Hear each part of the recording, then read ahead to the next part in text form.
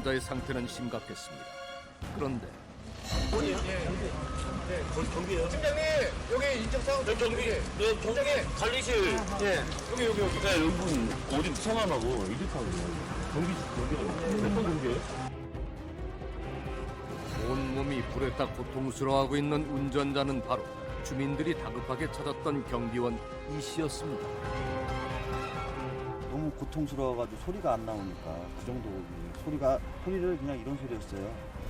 이런 소리 있잖아요.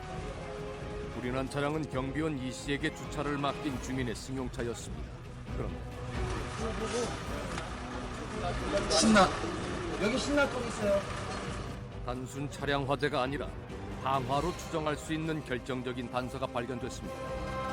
저희가 이제 환자분 자세히 보려고 몸을 만지는데도 손을 뿌리치면서 거부하시더라고요. 그냥 흐느껴 우시는 정도로 괴로워하고 계시더라고요.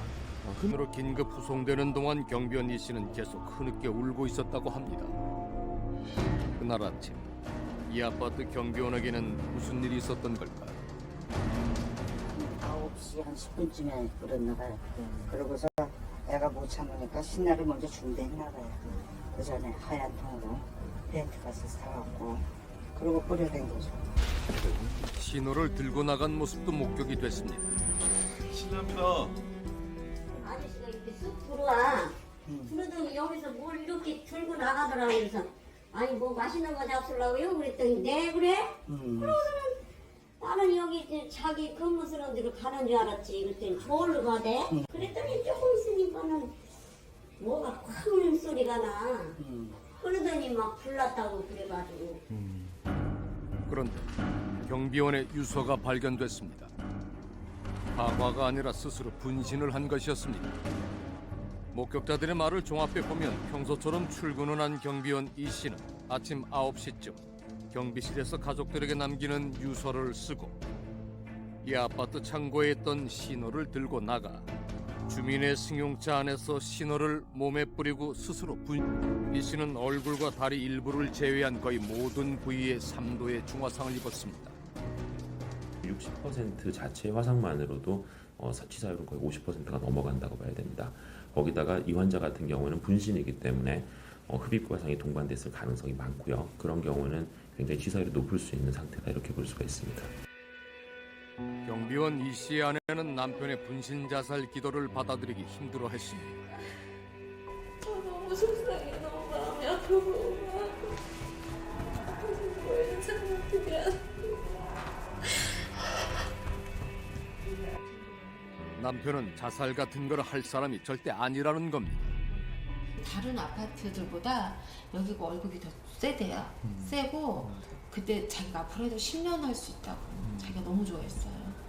맨날 그래서 자살할 정도의 그런 힘을 가지면 못할 게 뭐가 있냐고 말하던 사람이에요. 사경을 헤매다 잠깐 의식이 든 이 씨가 한 말이 그야말로 충격적이었습니다. sak 깨어나서 악마래요, 마귀래요. 거기 악마가 살고 있대요. 마귀 할머니래요. 그러면서 욕도 하더라고요. 그 깨어나가지고도 분해가지고 부들부들 떨더라니까요. 마귀 할멈은 과연 누구를 말하는 걸까? 그거에서 빵 집어 던졌어요. 우리 도 아니고 빵이나 떡 같은 걸 집어 던진다고. 주워 먹으라고. 아 가끔씩 종종.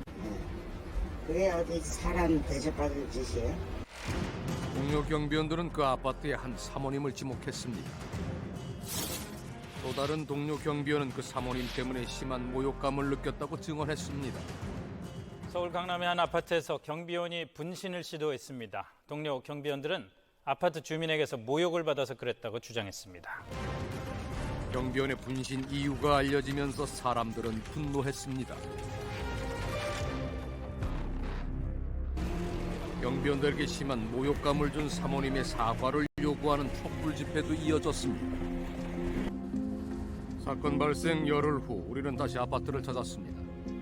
그런데 북적이던 기자들이 뜸해지면서 평온을 되찾은 아파트에서는 경비원 이 씨의 분신에 대해 다른 얘기들이 흘러나오고 있었습니다. 뭐야 가버리기 어쩌니 하는데 채워줬습니다. 이게 그 사람들 부처님만큼 그 기운도 제일 사모님에 대한 이야기들은 좀 사실과 다른 점들이 있습니까? 없는 사실보다도 조금 사실을 조금 왜곡했다고 할까요? 아파트 주민들은 언론 보도가 너무 일방적으로 왜곡됐다고 불만을 쏟아냈습니다. 그 사건이 지금 그 구체적으로 좀 어떤 경위로 발생했는가 경찰이 수사 중인데 지금 그 일방적으로 좀 언론에서는 주민이 그 경비원한테 일방적으로 잘못했다 이렇게 보도를 하는데 한번 생각을 한번 해보십시오. 그러면 그 정도 불상사가 일어나서 다 불신자 사람이면 경비원 중에 살아남은 사람 하나도 없겠죠. 게다가 지금은 밝힐 수 없는 진실이 따로 있다는 겁니다. 현 상황을 타개하는데 도움이 안 된다 이런 생각으로 이 생각이기 때문에 우리가 그 진상을 공개 안 하는 거지. 앞으로 경찰 조사가 끝나고 앞으로 그 기자분들도 우리가 그때 보도를 잘못했다 뭐 이런 느낌이 들으실 거예요. 공개할 수 없다는 사건의 진상. 그것은 과연 뭘까? 그리고 우리는 경찰로부터 뜻밖의 답을 들을 수 있었습니다. 40분 동안 이렇게 할머니가 그 경비원분한테 뭐라고 막 했다고 하셨어요. 맞아요? 아니에요. 기자가 잘못된 거라고요. 더 이상은 기자님들 말씀드리겠습니다.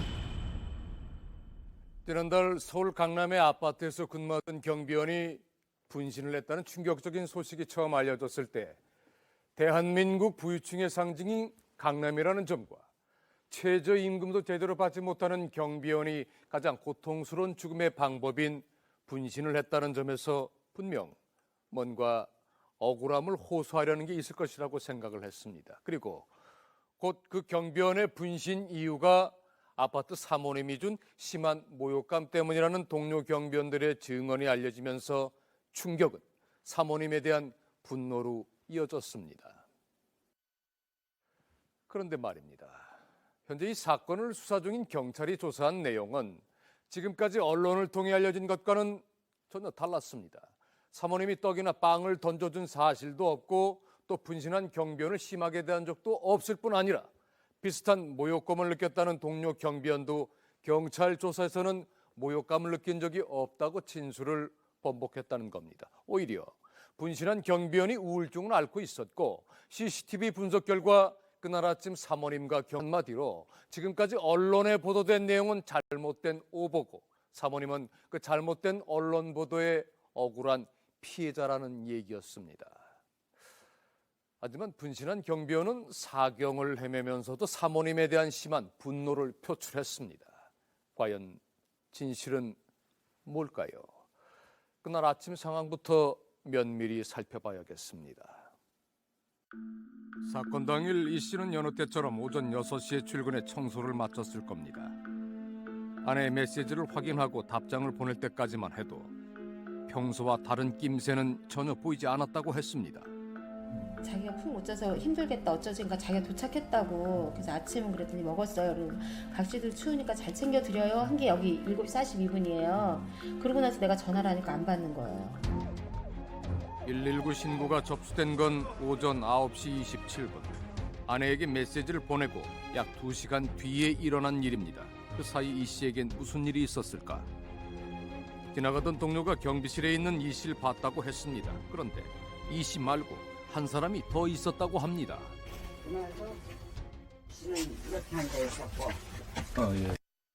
쳐다보니까 아줌마는 나를 못 보고 나는 아줌마의 것이야. 다름 아닌 사모님이라는 겁니다. 목격자의 진술에 따르면 둘은 경비실에서 얘기를 나누었다고 합니다. 그 모습을 보고 오래 지나지 않아 사고가 터졌다는 겁니다. 그날 아침 사모님과 경비원 이 씨가 함께 있는 모습을 확인할 수 있을까? 아파트 입구에는 CCTV 2대가 설치되어 있습니다. 혹시 이곳에 그날 아침 이 씨의 모습이 찍혀 있을지도 모릅니다. CCTV 보셨어요? 네. 어떻게 나옵니까? 그 현장은 나온 게 없어요. 공교롭게도 CCTV가 비추는 곳은 복도 끝에서 또 맞은편 복도 끝까지입니다. 경비실은 CCTV가 비추지 않는 사각지대에 있습니다. 대신에 경찰은 주변 CCTV를 분석했다고 합니다. 그럼 초소에서 그 같이 얘기하는 시간이 초소에 들어가지도 않고 1분 20초예요?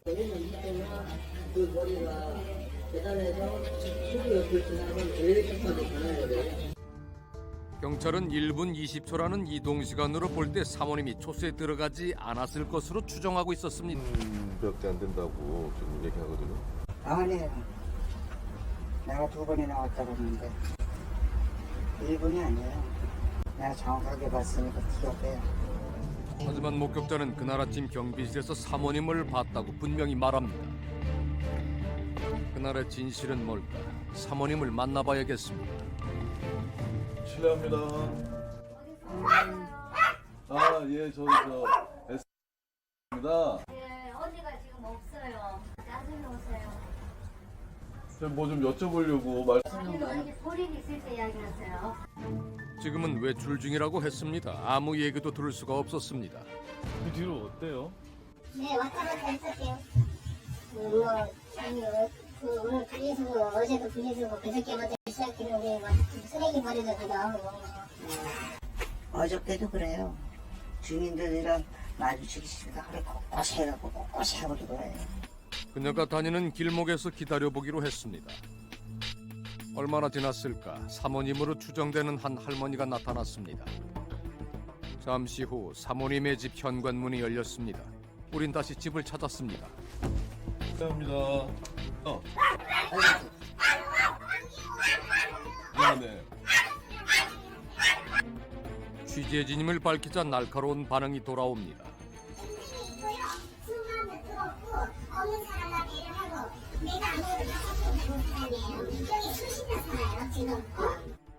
자신도 이번 일로 상처를 받았다는 겁니다. 알려진 것과 사실은 다르다고 했습니다. 그날 아침에 그 씨를 만난 적은 없으세요?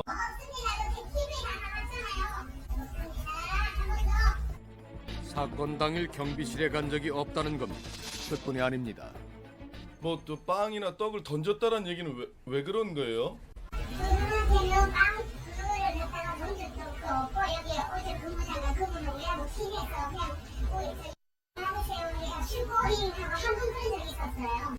떡을 던진 것은 단 한 번, 다른 경비원에게 장난치듯 준 것일 뿐 이 씨에게는 한 번도 던져준 적이 없다고 했습니다.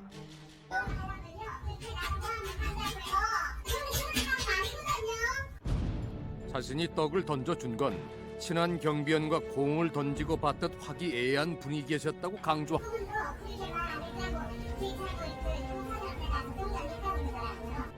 모욕감을 느꼈다고 했던 경비원도 경찰에서 진술을 할 때는 전혀 다르게 얘기를 했다는 겁니다.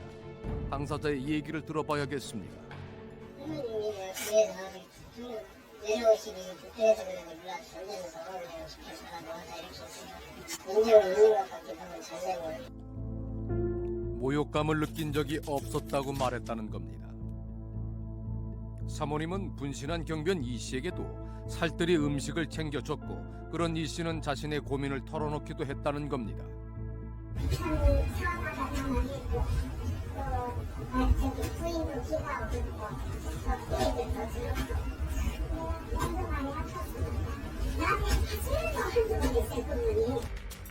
그녀에게 들은 얘기를 주민들에게도 물어봤습니다. 일하시는 분들이 사보고 바꿔주고 그냥 침 아무 데나 뱉고 이제 그러니까 이제 그분이 워낙 오래 사셔가지고 그렇다는 그런 얘기가 있어. 경비원에게 한 잔소리는 동네에 오래 산 어른으로서 충분히 할 수 있는 말이고 공동세 우리가 뭐 어쨌다고 그렇게 못 상시하는 사람들이 살지를 않으니까 그냥 뭘 이제 상시고 저는 통폐하니까 당신 얘기죠. 근데 잘 생각하셔야 돼요. 잔소리를 좀 했다고 해도 분신까지 할 정도겠느냐. 오히려 이 씨에게 문제가 있는 게 아니냐는 주장도 나옵니다.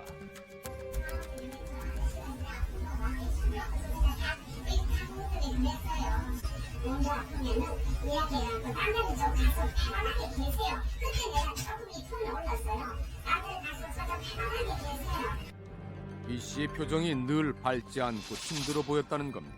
여기까지는 현재 일하는 곳 주민들의 얘기입니다. 그런데 전에 일하던 동주민들 얘기는 조금 다릅니다. 그래도 화분 같은 거, 이제 뭐 상추 같은 거 이렇게 갖고 놓으신 거고 게임을 갖고 가라 그렇게 써붙여놓고 기도하시고 굉장히 따뜻한 분이셨기 때문에 진짜 가슴이 아프더라고요. 저한테 야구도 사주시고 인정도 많으시고 가장 좋으실 분 같았는데 나쁜 분이까지는 느끼진 않았어요.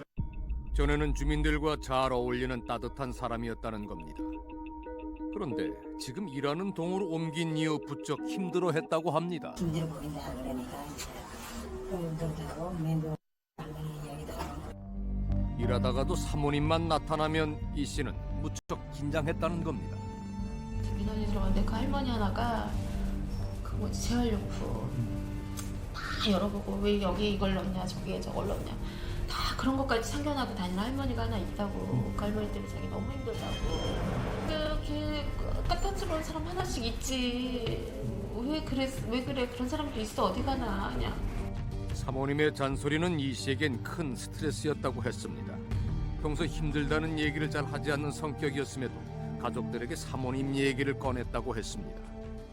또 그리고 아침마다 와갖고 잔소리하고 이런대요. 그리고 자기가 조금만 옆에 화장실만 가도 어디 갔다 왔냐고 자리 비우고 막 뭐라고 하고 그래서. 특히 사모님이 싫어하는 건 자리를 비우는 일이라고 합니다. 그럴 때면은 이 씨는 사모님에게 꾸중을 들었다는 겁니다. 안 계시니까 들여다보고 안 계시 내가 그 옆에 있었거든요. 안 계시니까 막 자리 비웠다고 그 관리실에 얘기해야지 툭 하면 자리 비우고 말이야. 을 만난 뒤 얼마 되지 않아 경비실에 있는 이 씨를 봤는데 얼굴이 말이 아니었다고 합니다. 경비실 안에서 계시는데 아주 사색이 돼서 얼굴이. 그래서 아니 왜 그러세요 내가. 아니 올라갔더니 막 아우스 뭐라고 막 했나 봐. 관리실이 얘기해서 뭐 어쩌고 저쩌고 하고. 걔는 얼굴이 사색이 돼서 이러고 섰어요. 경비실 비우지 마라. 아저씨 경비실 비우지 마세요. 이거 장비 키우면 안 됩니다. 예, 그런 소리를 했어요. 그 단순히 지키고 경비실을 비우지 말라는 것은 주민으로서 당연히 할 수 있는 얘기인데 어떻게 그게 폭언이 되냐는 겁니다. 괜히 사사건건 청소하는 거를 간섭을 해요. 그 여자가. 뭐라고요? 청소를 뭐 했는데도 안 했다는 동, 뭐 했다는 동, 뭐 그리고 좋은 말로 하면은 사람이 기분이 안 좋잖아. 근데 제 말만 옳다 그러고 막 그냥 남의 말은 듣지도 않고 따닥거리고 그래. 거실에 있으면 다 들릴 정도로 막 큰 소리로 막 그 일하는 아줌마를 막 나무라고 막 막 그냥 완전히 그냥 무시하는 말. 싸우는 소리 나는 그 아줌마였어요 항상. 아는 분이고. 입주민으로 할 말을 했다는 사모님과 참을 수 없는 모욕감을 느꼈다는 이 씨. 진실은 뭘까? 우리는 처음 사모님에게 모욕감을 느꼈다고 말한 경비원을 다시 찾았습니다. 모욕감을 느꼈다고 한 이유는 뭐고 진술을 바꾼 이유는 뭔지 알아봐야겠습니다. 제일 처음에는 딱 이렇게 던져줘서 모멸감 느꼈다라고 진술을 했지만 기분 좋게 받았다. 이렇게 진술을 바꿨다라고 하던데. 모욕감을 느꼈다는 최초 증언과 달리 경찰서에서 그는 또는 말을 바꿨습니다. 선생님한테만 한 번, 딱 한 번 던진 적이 있다고 그랬더니. 네. 그러면 다행이네 한 번 늦었다고 그러니까. 뭐 슛, 골인 뭐 이랬대는데? 그렇지만 내 표현은 그럼 뭐 받아보셨어요? 뭐 떡죽 같은 거 빵, 사탕 뭐 여러 가지 소리하고 맞아 안에 수인인가 안금인가 들어있는 있어서 그거를 그는 사모님이 던져준 음식을 세세하게 봐는 사뭇 다릅니다. 살짝 가는 듯한 그 가는 듯한 만나면 어려운 같이 말하는 그래서 안 드시고 버리셨어요? 근데 그게 기분 좋게 받으신 거예요? 냉동실에 오래 보관한 듯 먹을 수 없어 보여서 버렸던 음식도 있었다고 합니다. 경찰서에 가셔서는 그냥 다 좋게 말씀을 하셨다고 지금 하셨잖아요. 그러면은 수치심 모멸감은 없었던 겁니까? 어느 게 진실인 거예요? 고민하던 남자가 어렵게 입을 엽니다. 남편이 옆에다가 이거 집에 또 세상이라는 가지고 계란자를 내고 욕심을 하는 상태고 피해를 봤다고 하면 경찰에서 자꾸만 불러낼까 덜컥 겁이 났다는 겁니다. 본지 가지고 그거 하고 뭔거 하나 쏘고 가지고서는 너 있은 거 맞자 이렇게 이런 식으로 말을 이렇게 그렇게 억압을 줘야 말을. 형사가요? 네. 맞아요 안 맞아요? 맞아요? 그런 식으로. 낯선 분위기. 경찰 조사를 받아보니 두려움이 엄습해온 나머지 진술을 번복했다는 겁니다. 언급을 했어요 사실. 안 오고 싶었는데 더 이상 이렇게 끌려다니고 싶지 않아서 고백하고 손님 괜히 막 유치장으로 많이 들어가서 사람들 들어있는 거 보니까 겁이 나더라고 괜히 마음이. 사모님이 던져준 떡을 받았고 모욕감을 느꼈다. 이것이 떡을 받았던 남자의 진심이라고 했습니다. 분신까지 시도한 이 씨는 어떤 마음이었을까? 차도 좀 한 번만 줘야지. 그래서 그 선생님은 최대한 지금 치료하고 있으니까 좀 더 지켜보자고 그렇게 말씀을 하시는데. 그날 이 씨의 얘기를 물었습니다. 그날 좀 만난 적도 없고 그다음에 뭐 이렇게 던져준 적도 없다라고. 아니에요. 던져줬다고도 말했고요. 그날 아침에도 그 할머니가 소리쳤다고 그러더라고요. 청소 안 하냐 이러고 또 소리쳤대요. 중환자실에 사경을 헤맨 지 14일째 되던 날 잠시 의식이 돌아온 이 씨가 그날의 진실에 대해 말문을 열었습니다. 그날 사건 다음날 사고 난 날 기억나? 기억나? 알았어. 응. 야, 정말 그것도 뭐냐 이게. 어디서? 그래서 가을만 사는 데서? 그 선생님께 지하로 내려가서 신당을 긁고 올라간 거지. 그날 아침도 사모님이 아파트에서 또 잔소리를 하기 시작했고 듣다가 결국 화를 참지 못한 이 씨는 극단적인 선택을 하고 말았다는 겁니다. 음식을 던져준 적이 없다는 사모님 얘기를 하자 하나하나 기억을 꺼내기 시작합니다. 그 할머니가 거짓말을 하는 거야. 아빠한테 2층에서 뭐 던져줬다 그랬잖아. 2층에서 먹을 거 던져줬다. 뭐 던져줬어 그때? 과자 던졌어? 그래놓고 안 던졌다 그런데 아빠한테 뭐라고 한 적이 없다 그런데. 내가? 아니야? 먹던 거 던져줬어? 어? 진짜? 5개인가 먹던 거 있어. 5개인가 먹던 거 있었어? 5개 먹고 던져줬어? 봉투에다? 에휴. 어느 날 사모님이 자신을 불러서 쳐다보자 뭔가를 아래로 던져줬고 그걸 주워보니 먹다 남은 과자였다는 겁니다. 그리고 그날 씨하고 그 뭐 얘기를 나눈 적도 없습니까? 그날. 그런데 그 씨는 그럼 왜 그런 거죠? 뭐라 그랬어 정확하게? 조금 어? 자기 가 지시를 들었는데 내가 지을 들어간다고?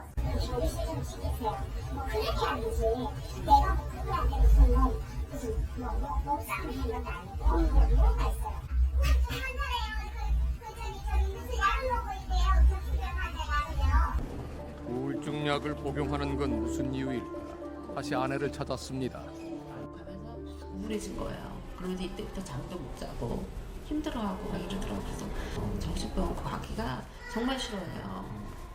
싫어하던 사람이 29년 혼자 자발적으로 갔더라고요.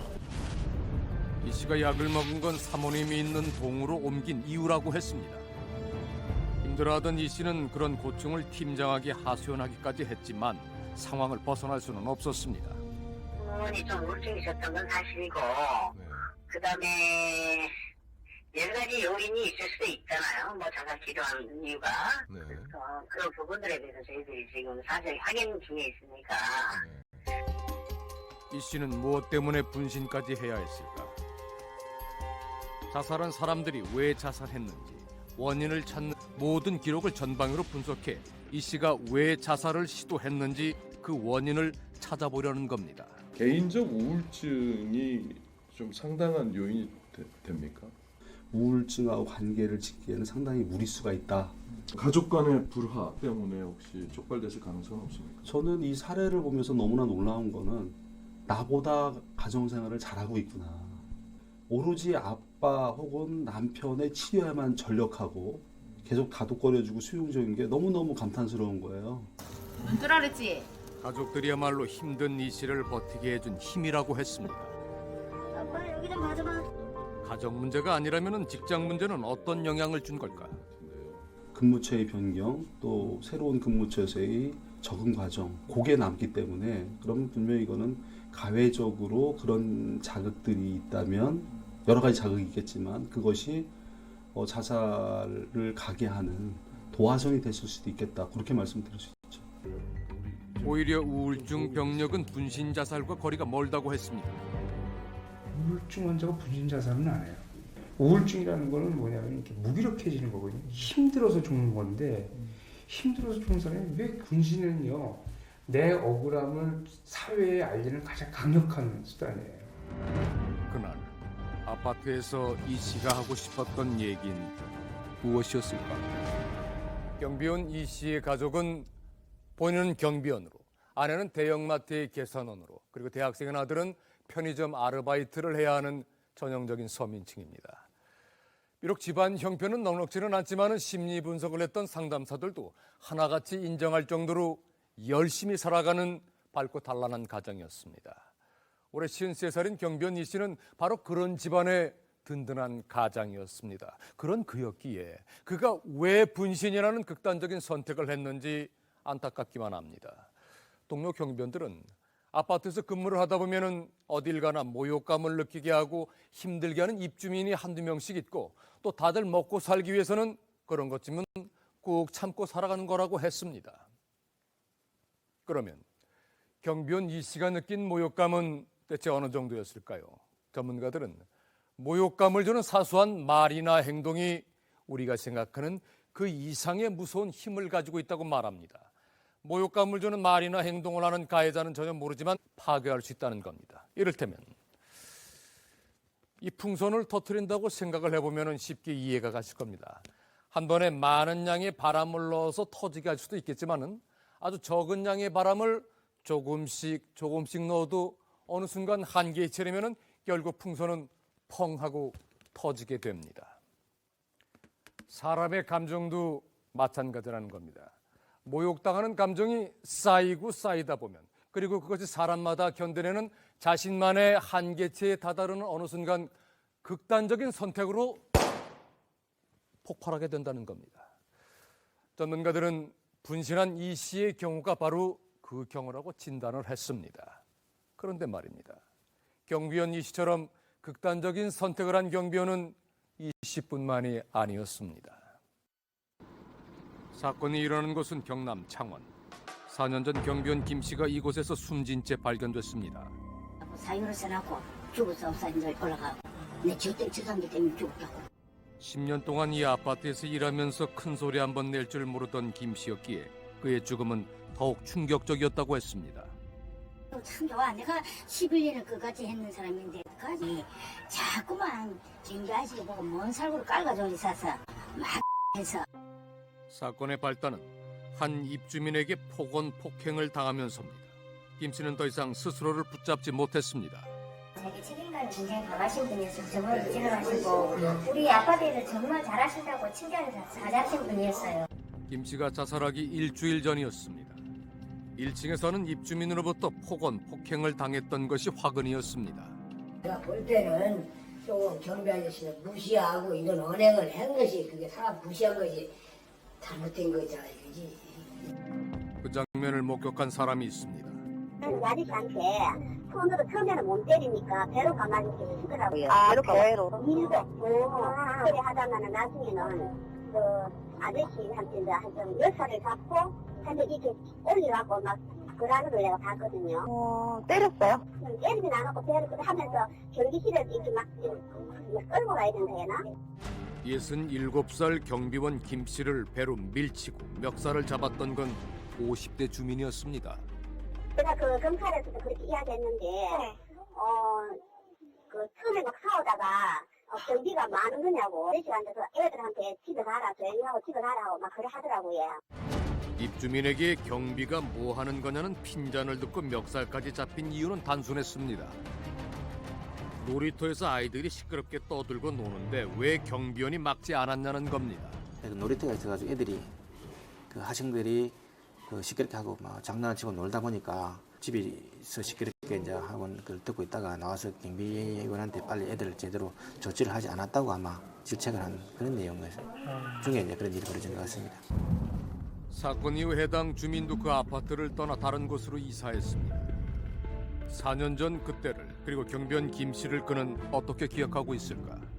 그래서 경비는 경비답게 안 하고 그 아들 오가지 30명 와 있으니까 보내라 했는데 오라기도 국가하라고 안 보내고 경비가 나간 사람 경비 얼굴이 치가고 경비하수고 나오는 게 그렇고 여러 차례 민원을 넣었지만은 경비원이 나서서 해결하지 않았으니 화가 나는 게 당연하지 않냐는 겁니다. 아저씨는 잘못하신 게 없으신 거예요? 치나라 지금 내가 조금 더 누르치는 거고 누르치 이유도 없고 정말 내가 뭐 잘못했다고 내가 보기 싫어요. 경비원 김 씨의 유서엔 그날 그 주민 정작 말을 한 주민은 제대로 기억도 못하는 얘기입니다. 모이는 많은 사람이 다 그리고 이제 뒤로 끌려다니면서 이제 그 주민도 많이 고생됐으니까 하니까 저 이제 억울해서 굉장히 터졌습니다. 상대방이 나한테 준 모멸감으로 인해서 내가 자살할 때는 일종의 이게 시위죠. 나를 이렇게 죽일 만큼 당신에 대해서 분노가 극도에 달했다 이렇게 이제 볼 수 있는 거죠. 그날 주민에게서 받은 모멸감은 한 남자의 삶을 완전히 꺾어놓고야 만 겁니다. 경비는 무슨 말이요? 무슨이니까 이 주민들한테는 시키는데도 그런 거를 해야 된다 이거지. 그런 식으로 얘기해. 그렇지. 그게 얼마나 모욕적인 얘기야 그게. 불감이라는 것 또는 모욕이라는 것, 경멸이라는 것은 그 마음 그 전체를 다 파괴해버리는 그런 힘을 갖고 있습니다. 그거는 사람에게 가장 어떤 자기가 살아갈 이유의 핵심이 되는 거죠. 근데 그거를 파괴해버리는 거니까 이게 이제 무서운 감정이 되는 겁니다. 아파트 경비원으로 살아가는 것은 어떤 의미일까? 자신들 나름의 애환에 대해 경비원들은 목소리를 높입니다. 이 옷 입는 개맛도 못해요. 지지배를 키우는 개맛도 봐. 경비 옷을 입는 순간. 순간이 끝나버려. 지금 사회 전반적 인식이 그렇게 돼 있습니다. 아예 여기서 하이죠 뭐 하이. 현대판 노예 솔직한 말. 현대판 노예라고 보시면 돼요. 경비원들의 불만은 단단히 쌓여 있는 듯했습니다. 아파트 안에서 무슨 일이 벌어지고 있는지 경비원들의 얘기를 조금 더 들어볼까 합니다. 그냥 모든 마음을 버린 거죠. 쓸개를 버리고 다시 태어난 기분으로 산 거예요. 완전히 180도 달라져서 득도를 하면 득도. 보통 사람들은 견뎌내지를 못해요. 그냥 그만두고 가는 사람들. 얘기를 하는 도중 주민이 다가옵니다. 가지고 예. 주민의 말에 경비원은 바삐 움직입니다. 나가야 할 차 앞을 가로막고 있는 다른 주민의 차를 옮겨줍니다. 골프나 이런 거 갖다 오면은 골프채 같은 거 현관까지 들여다 주는 거. 당연히 이제 그렇게 갖다 주는 걸로 생각하는 사람들이 있어요. 안 갖다 주면 기분 나쁘게 생각하고 그런 경우들이 많이. 이거 호텔도 아닌데. 이거 호텔도 마찬가지. 네. 주민이 부르자 또 달려갑니다. 경비실에서 차 키를 가져옵니다. 차를 빼야 하는데 주변에 차가 가로막고 있다. 이럴 때 이 아파트에서는 차 주인이 아닌 경비원을 찾습니다. 주차를 해결하고 돌아옵니다. 이번엔 택배기사입니다.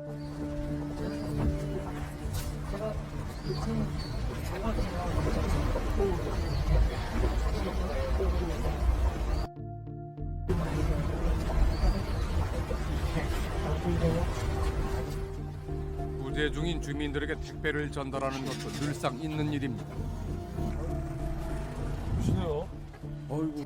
택배 밥 먹을 시간도 없어요. 아침에 봤을 때. 밥 먹다 말고 몇 번씩 뛰어나가고. 차 키가 지금 몇 개나 됩니까? 100개도 넘어요. 설악까지. 주민들은 여분의 차 열쇠를 아예 경비실에 맡겨두고 있습니다.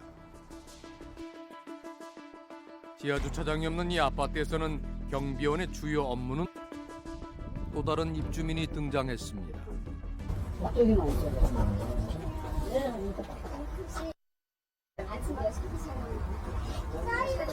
아, 8시 왼쪽에 몇 번? 네, 6시까지. 아파트 밖도로에 불법 주차한 자신의 차량을 단속 시간 전에 아파트 안으로 들여놔달라는 겁니다. 이곳에선 의뢰 경비원이 하는 일입니다. 업무에 한계가 없거든. 여기 보면 주차소가 90%거든, 사실. 그러면 우리가 그 경비원에 대한 분급을 받지, 주차는 이거는 사실 뭡니까? 기능직 아닙니까? 기능직 대우를 해줘야 되는 거예요. 지하 주차장이 없다 보니 퇴근 시간은 그야말로 전쟁터입니다. 이 무렵이면 경비원들은 아예 주차 요원으로 돌변합니다. 10년 무사고인데도 그 노원 자동차 학원에서요 하루에 3만 8천 원인가 해갖고 2시간씩 8만 원씩 해갖고 내가 6일을 투자를 했어요. 집값이 비싼 아파트 단지다 보니 외제차도 꽤 많습니다. 글쎄요, 진짜 외제차가 더 많은 것 같네요. 요즘 외제차가 더 많아요. 내가 하루에 차 움직이는 게 돈에 쓰고 따지면 70억을 움직여. 하루에 70억 매일. 주차 공간이 좁다 보니 주민들이 주차할 때 주변을 살피는 것도 경비원의 역할입니다. 경비원들은 오늘도 자신의 연봉보다도 비싼 차들을 대신 주차해주고 있습니다. 주차 공간이 보이면 바로 차를 넣어야 다음 차가 들어올 수 있습니다. 익숙한 듯 좁은 공간에 주차를 끝냅니다. 하루에 한두 대도 아니고 워낙 여러 차량을 움직이다 보니 접촉사고는 나지 않는지 걱정입니다. 1,100몇십만 원까지 물어준 사람 있어요. 왜냐면 옷을 벗고 나가야 되는데 또 여기서 또 아니면 이제 또 당장 또 가기도 그렇고 그냥 임금이 여기서 나니까. 나 월급에서 10만 원은 지금 따로 저금하고 있다니까요. 언제 내가 사고 나서 변상할지 모르니까. 여기는 다 외제차다 보니까 접촉만 사고만 나도 그냥 몇십만 원이면 몇십만 원이니까. 항변 한 번 못하고 1,000만 원 넘는 차값을 고스란히 물어주는 건 입주민의 민원 때문이라고 했습니다. 경비원에게 주민의 민원은 가장 때문에 경비원 박 씨는 예전 일터에서 아픔을 겪었다고 합니다. 근데 이 택배 문제 때문에 이게 발생된 얘기예요. 왜냐면 택배가 사과 주스야. 그게 이제 한 20일 동안 안 찾아가게 며칠 내가 그냥 분리수거 있는데 그냥 보냈다고. 그걸 보낸 거야. 그랬더니 한 5일 있다 그걸 이 여자가 찾아온 거야 나한테. 주인이 찾아가지 않는 택배를 보관하던 중 물이 흘러내려서 버렸는데 얼마 후 택배 주인이 나타나면서 일이 커진 겁니다. 한 달이 됐든 두 달이 됐든 일단 놔둬야 전화번호도 있고 거기가 다 이름도 있는데 보면 금방 얘기를 할 수 있고 다시 택배 아저씨한테 보낼 수도 있는데 이건 말이 안 되잖아. 사과가 2박스가 택배비 5,000원에서 13만 5천 원 받아서 결국 택배를 보관하던 경비원이 물건값을 변상합니다. 이 사건은 사실 보낸 사람이 주소를 잘못 적어 보내면서 시작이 됐습니다. 택배 물건 왔을 때 이 호수 자체가 어머니 집이었어요? 우리 집으로 돼 있어요. 돼 있고 먹이냐 먹었어요. 그래 내가 대전사인데 전화를 하니까 수요예요. 이웃 주민은 사과즙 하나를 먹은 후에야 잘못 온 택배라는 걸 알고 경비실로 갖다 줬다는 겁니다. 나는 모르겠나고 겁이 나가지고 경비실 아저씨인데 아저씨 이거가 저기 택배가 우리 그거 아닌데 이거 좀 방금 내가 오늘 일하러 나가고 여기 집에 아무도 없는데 누가 찾으러 오고 주세요. 그러니까 아니래요. 이러고 몇 개 놓고 갔거든요. 1차 책임은 배송에 있지만 입주민과의 관계를 위해 경비원은 물건값을 변상했다고 합니다. 하지만 그것으로 문제는 해결되지 않았습니다. 나중에 화가 나서 아저씨 내보내라고 그랬어요. 도둑놈을 잡으라고 경비를 세워놓지 주민들고 그렇게 훔쳐먹으라고 세워놓은 거 아니에요 경비? 그런 거 아니에요? 목격자가 있었어요? 아니죠. 그건 알 수가 없죠. 근데 먹은 거는 누가 본 거예요? 먹으셨다는 건? 공기 버린 거 본 사람도 있대요. 사과즙. 아 그래요? 근데 그거는 확인할 수가 없고. 경비원이 사과즙을 먹었다는 소문이 돈 겁니다. 화가 난 입주민은 해당 경비원에 해고를 요구했습니다. 얼마나 번쳐야 되는지 알아요. 소장이 날 부르는 거야. 한편에서 하루에 한 며칠 부르더라고 했더니 아저씨 가라고 그럼 그만두던지. 결국 경비원 박 씨는 해고 통지서를 받기에 이릅니다. 직접 고용 관계가 있다라면 아마 얘기가 좀 다를 것 같아요. 인원을 줄일까 하더라도 눈에 밟히는 그 아저씨들이 모습들이 있을 텐데. 근데 이제 지금 현재는 대다수가 간접 고용의 형태잖아요. 입주자 대표회의가 관리업체랑 계약을 맺고 관리업체가 경비원과 근로계약을 맺어서 여기에 파견하는 형태로 일을 하고 있단 말이죠. 이 고용관계에서 오는 어떤 그런 사용자들도 부담이 있잖아요. 그런 부분들에 대해서 굉장히 자유로워지는 거죠. 해고는 내일이 아니기 때문에. 현재 경비원을 고용할 땐 아파트 입주자 대표회의가 관리업체와 계약을 하면 그 업체에서 경비원과 계약하는 간접 고용 형태가 대부분입니다. 그러니 아파트와 재계약을 위해서라도 업체에서는 주민 민원에 빠르게 대처해야 합니다. 문제가 생기면 바로 경비원을 해고하는 것도 그 이유에서입니다. 아저씨 올라오세요. 그래 올라가셨더니 올라갔더니 이제 그런 상황이죠. 이거 쳐달라고요. 쓰레기요? 예? 그래서 처음에는 그냥 쳐줬고 두 번째는 이건 아닙니다. 제가 할 일 아닙니다. 그랬더니 그러겠죠. 그랬더니 이제 결국 총을 쫓겨난 거예요. 거부했다가 다른 동으로 쫓겨난 경우도 있습니다. 전임 경비원들은 매번 해왔던 일이기 때문입니다. 그것도 32년 동안 해왔더라고요. 나중에 알고 보니까. 그러니까 내가 거부를 하는 거지. 뭐 연이 한 분이 했다면 내가 얼마든지 해줘. 저 인간에 한술 잣대서 거기서 뭐 주는 거 먹지 마세요. 날짜지는 거 버릴 거 주거든요. 그거 먹으라고. 그 혹시 그 선생님도 받아보신 적 있으세요? 있죠. 명절 지났는데 한 보름 지났는데 예전에는 무슨 나물 찌꺼기들 주고 그거 먹었냐 안 먹었냐도 확인합니다. 그래서 버려버리고 먹었다고 해요. 아이고 그만합시다. 한 경비원은 주민들이 먹을 것을 챙겨주면 제일 먼저 유통기한부터 확인한다고 했습니다. 나와 있어요. 이 집에 줬다 그러면 그래. 통장에도 막 여기가 한 3년 지난 거야. 숫자는 거 그냥 넣는다고. 아니고 뭐 가위 같은 거 여기서 숫자가 하면 그거는 다 집으로 가면 가는 거야. 그래서 우리가 그냥 다 들어오죠. 우리가 만난 경비원들은 유통기한이 지난 음식을 받아본 경험이 있다고 말했습니다. 그뿐만이 아닙니다. 경비 아저씨 이렇게 불러도 되는 건데 그 경비 뭐 이런 거 아무 말 그냥 풀어 이렇게 하는 경우들이 많아요. 박사학위를 갖고 한국에 와가지고 엄마가 병원에 계약을 해서 성형외과 나이가 이제 30대 초반이에요. 반말을 하는 거만. 당신 환경하고 자기 환경하고 틀리다. 자기는 대학원 미국에서 박사학위를 받아가지고 나 잘랐다. 굉장히 인테리어 쪽이고 당신들은 최하급 노예 직종에 있는 경비 아니냐. 반말을 듣고 불쾌감을 느끼는 건 예산일이랍니다. 하지만 직접 항의하는 경비원은 거의 없습니다. 나의 사장님이 2,000명이다. 민원이 2차례, 3차례 가게 되면 해고의 사유가 된다라는 걸 본인들이 알고 있기 때문에 민원이 발생하지 않기 위해서 여러 가지 모멸감이나 때로는 인격적인 모독이나 이런 걸 다 견뎌야 하는 그런 상황들이 있는 거고. 한 남자가 들어오더니 다짜고짜 주먹을 휘두릅니다. 평소 인사를 하지 않고 자신을 무시한다는 이유에서입니다. 야구 방망이를 들고 온 남자는 무법천지. 닥치는 대로 다 부수고 맙니다. 이유는 단지 주차 문제 때문이라고 했습니다. 난데없이 뺨을 맞더라도 맞서 싸울 수는 없습니다. 의자를 던져도 그저 보고만 입주민과 맞서 싸우는 것. 이 옷을 벗을 각오 없이는 불가능한 일이기 때문입니다. 창원의 한 아파트 옥상에서 투신 자살한 경비원 김 씨가 아파트 주민들에게 남긴 유서입니다. 경비가 무엇하는 경비냐는 말과 폭력을 당하고 보니 내가 왜 그런 폭력을 당해야만 하는지 머리가 돌 지경입니다.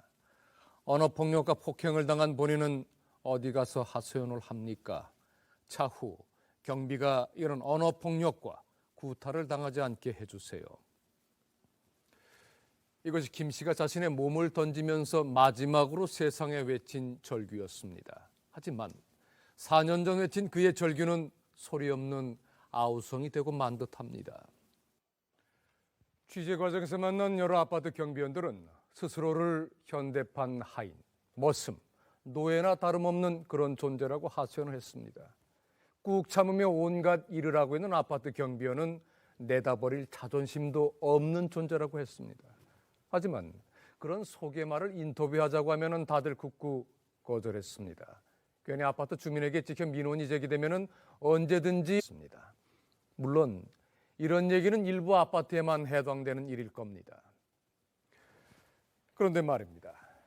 아파트 주민이라면 당연히 여겨온 택배 전달이며 아파트 주변 청소, 주차 관리가 원래 경비원의 업무가 아니라는 사실을 여러분 알고 계십니까?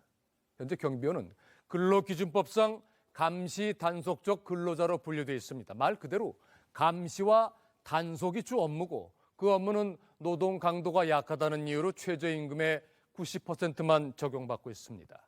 법적으로 감시와 단속 업무만 하면 되고 법적으로 휴게 시간이 보장돼 있지만 그걸 말하거나 요구할 수 없는 게 아파트 경비원의 엄혹한 현실입니다.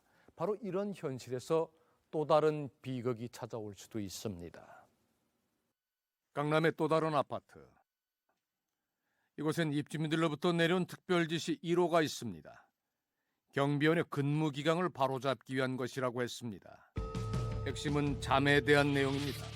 경비실에서 가수면 상태로 대기하라. 별도 취침 시간과 장소는 없다는 겁니다. 잠자지 마라. 가면을 하라. 가면. 누가 출입하는지 파악해라. 그런데 주민들의 이런 요구 사항은 이 아파트 취업 규칙에 나와 있는 6시간의 무급 휴게 시간을 무시한 내용입니다. 그리고 뭐 휴식 시간 별도 없다. 시킨 장소 별도 없다. 이 지시사항에 의해서 직원들은 근무하는 거죠. 불이익 당할까봐 얘기를 못하고. 취침 시간인데도 가수면하라는 겁니다. 경비원의 휴게 시간은 무급, 보수가 주어지지 않는 시간입니다. 하지만 현실은 쉴 수가 없습니다. 자리를 비우면 바로 민원이 들어오기 때문입니다. 주어진 취침 시간 4시간 중 1시간은 순찰을 돕니다.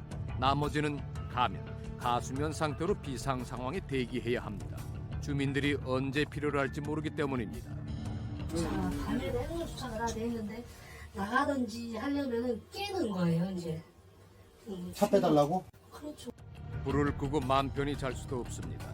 의자를 젓어 잠깐 눈 붙이는 게 전부입니다. 이것이 노동 강도가 약하니 최저임금의 90%만 받고 있는 감시 단속적 근로자 경비원의 현실입니다. 그리고 올봄 그 아파트에서 일어난 일입니다. 낙엽이 담긴 20kg짜리 마대자루 사던 날이었습니다. 그냥 시키면 시키는 대로 불평불만 없이. 다른 사람들은 투다투다 하더라도 그 사람은 그런 게 없었거든. 근데 그날따라 이상하게 힘들다 보면 이래요. 그래서 불평불만 없기로 유명한 최 씨가 웬일인지 그날만큼은 유독 힘들어했다고 합니다. 그리고 다음 날 경비실 문이 이제 좀 한 50cm 가량 이렇게 열린 거예요. 이렇게 열린데 사람 머리가 거기 이제 쓰러져 있더라. 가서 보니까 이제 그 봄이 좀 나와 있고. 최 씨였습니다. 퇴근할 준비를 마치고 교대자를 기다리는 도중에 쓰러진 것으로 보였습니다. 동료들은 전날 작업이 힘들어서 과로로 쓰러진 게 아니냐고 입을 모았습니다. 그런데 이제 아파트 측에서는 이 사람이 지병이 있었다. 고혈압 당뇨가 있었다.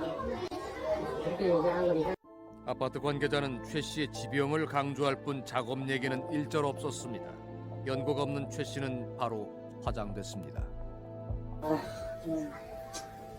여기서 좋아하는 이제 완전 정적해지구나 그런 생각도 했고. 빈소도 없이 조용하게 경비원 최 씨의 죽음은 그렇게 묻혀져 버렸습니다. 분신 자살을 시도했던 이 씨의 절기도 지난달 29일 이 씨는 3번째 수술을 받았습니다. 얼른 맞춰. 파이팅. 파이팅. 도 안 하고요. 호수로 밖에 계속 먹고 있어요. 식사를 호수로? 네, 또 우리하고 대화도 안 되고 눈도 이렇게 초점도 잘 안 맞는 거.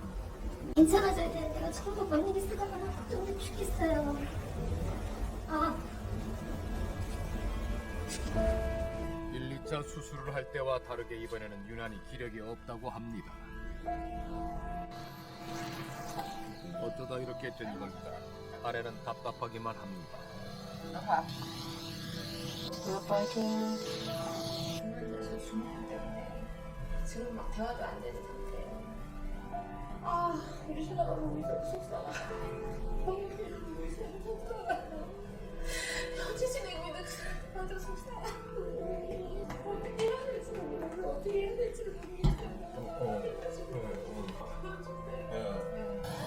이 씨의 분신은 경비원 처우에 대한 세상의 관심을 불러일으켰습니다. 노동자들의 사실 이 문제는 이번 일을 계기로 해서 문제를 반드시 좀 풀어나가야 되겠다는 생각을 저희들이 갖고 있습니다. 그거를 산재 처리를 해서 조치를 해줘야지, 하지 않는다면 우리 사회가 약자에 대한 배려나 우리가 관심을 안 갖는 거 아니겠어요? 뒤늦게나마 산재 처리 등 대책을 마련하겠다는 약속도 받았습니다. 하지만 지금 이 씨 자신과의 힘겨운 싸움은 그 누구도 도와줄 수 없습니다. 우리 망가졌어요. 가정이 무너졌어요.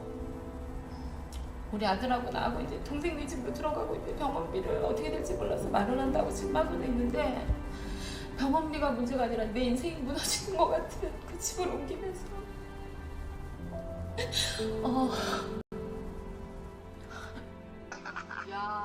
야 저런 거 좋아.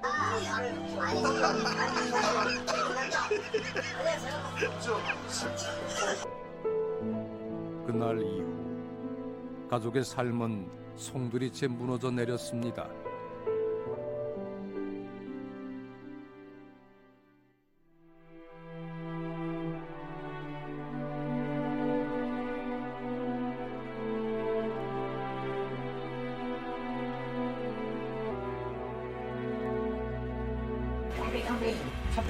이 새끼 저 새끼 우리가 개새끼도 아니고 이거에서 빵 집어 던졌어요. 주먹으로. 바깥에서 자꾸와 이거보다 모르겠나. 현대판 노예 억지로 참고 일하는 거지. 이 옷 입는 순간에 인격이라는 것은 집에서 키우는 개만도 못해. 지금 여러분의 아파트는 어떤 모습입니까? 1970년 이맘때였습니다. 한 청년이 온몸에 불을 붙인 채 우리는 기계가 아니다라면서 절규했습니다.